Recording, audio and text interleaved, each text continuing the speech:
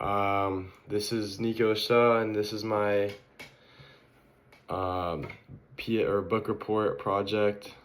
So my book is Fight Club, and I'm dressed as the narrator from Fight Club. I have a formal office job type of t-shirt on and a band-aid to signify the fighting. And the author most likely chooses to call Fight Club because it's about fighting. A lot of it is just they fight a lot. So it's a fictional book, and the main characters are Tyler, the narrator, which is, we don't get his real name, and then Marla Singer, which is kind of like the love interest. And the summary is he's kind of just a normal guy. He works as an office job.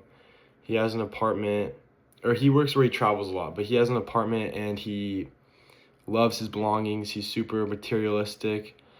Like, his apartment is everything to him, and he can't sleep, so he goes to a doctor to try to figure out what to do, and he tells him if he wants to see pain, because he's like, oh, I'm in pain. He tells him he should go to these meetings where people who are dying go to. And so he starts going to these meetings, and he meets Bob, and he meets all these people, and he's able to feel something when he's there, and he starts feeling super sad. He's crying, and when he cries, he's able to go to sleep. And so he gets addicted to that for a long time, and he keeps going to these meetings, and he keeps using different names on his name tag. And he notices this one girl, the Marla Singer, who also keeps going to these meetings kind of with him, but he knows that just like him, they're both phonies, and he, her being there is kind of a reflection of him being a phony, even though she's a phony too. And he can't sleep when she's there, so he's like, we need to schedule times where I go and then you go. And so they kind of do that. And the narrator goes off on a business trip, and he goes to this nude beach, and he meets Tyler Durden there, and he's making a chair out of the wood on the sand, and it's like a wooden hand kind of chair, and that's how he meets him. So he has contacts with Tyler, and then he flies back home, and his apartment is exploded at this point. And this is just when he got back home. His apartment is now exploded, and he doesn't know what to do. So he goes to a bar with Tyler Durden, and after the bar, they get in a fight, but just for fun. They just wanted to do it because I guess they've never been in a fight before or something, and so they get in a fight, and they enjoyed it, so they keep doing it. They keep getting in fights. And something about Tyler is that he works a lot of different jobs. He works at movie theaters, hotels, all these things. So he goes back to Tyler's house, and Tyler's house is pretty much like an abandoned house. It's really messy. It's all broken and everything. Nothing works.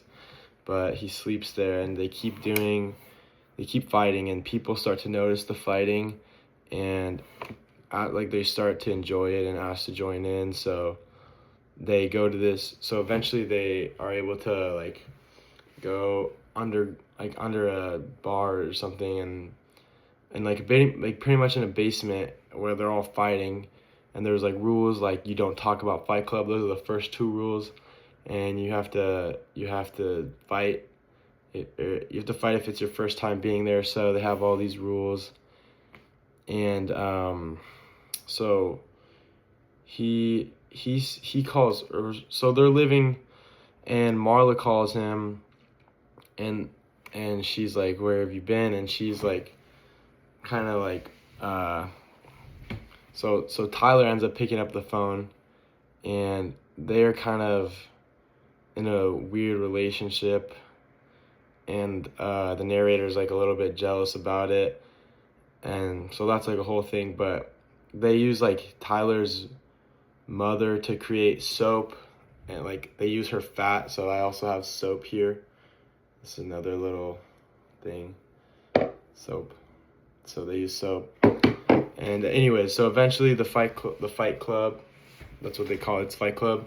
It gets big, and people start. So they have people start moving into the house, and people like they have this like they have like all these projects they're gonna do, and they just want to cause as much havoc and stress as possible, because that's like Tyler Durden's whole goal, but not exactly the narrator's goal. And he's kind of like, so him and Tyler started it originally, but it's now shifting to kind of just being Tyler's thing, and the narrator's a little mad about it, and like Tyler's just trying to tell him like let go, and it's like not all about you, and like just telling him like all these things don't really matter, like none of this materialistic stuff matters. And so what ends up happening is like all these crazy things happen, and like they're exploding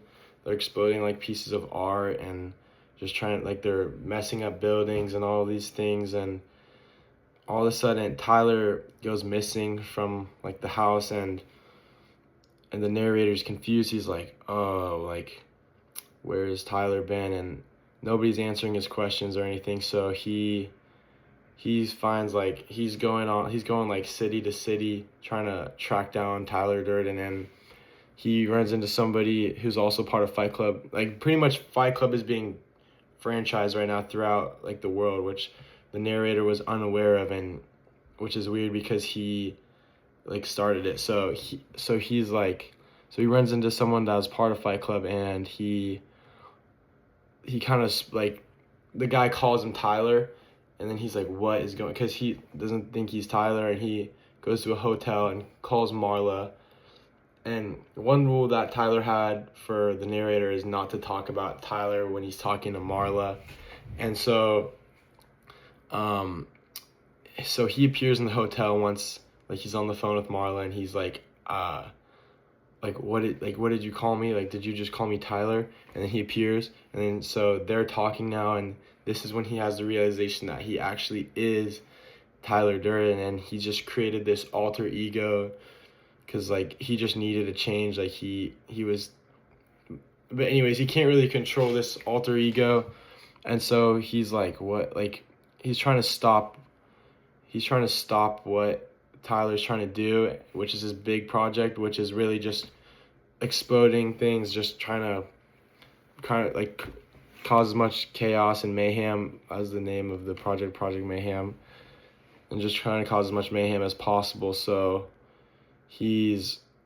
like pretty much it gets to a part where like the explosion is about to happen, and it turns out the explosion is all wrong. Like he messed it up, so the explosion doesn't really happen because Tyler didn't do it correctly. And so the narrator wakes up in a psych ward, and he thinks he's in heaven at first, but he's actually just in a psych ward, and he's actually surrounded by these doctors that are all part of Fight Club, and they're calling him sir, and they're saying that they're ready for him to come back. So that's pretty much like the summary part.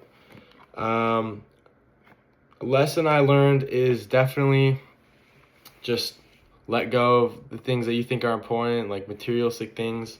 That's, I would say, one of the biggest messages there. There's a lot of messages, but just don't have so much value. Don't give so much value to super important or super materialistic things that aren't really like important in like the grand scheme of things. And a lesson I could connect is when he's literally telling the narrator to let go, like, or a better lesson is probably when his apartment explodes and he loses all these things that meant everything to him. So that's probably better. And my favorite line in the book is I have it written down. It's only after we've lost everything that you're free to do anything. And pretty much this means like once you've let go of, or once you have nothing in life, once you're at rock bottom, you could do anything you want. You don't have to follow social standards that most people have to anymore, and you're free. You're not part of this like phony society. It's kind of like The Catcher in the Rye. It does connect to that a lot. But one thing I could change about the book is I would want it to be more clear what exactly is like wrong, not wrong, but like mentally wrong with the narrator. Like, what is it?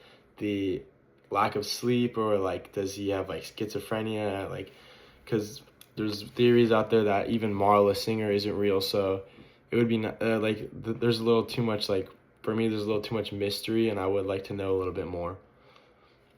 Yeah. Thank you for listening.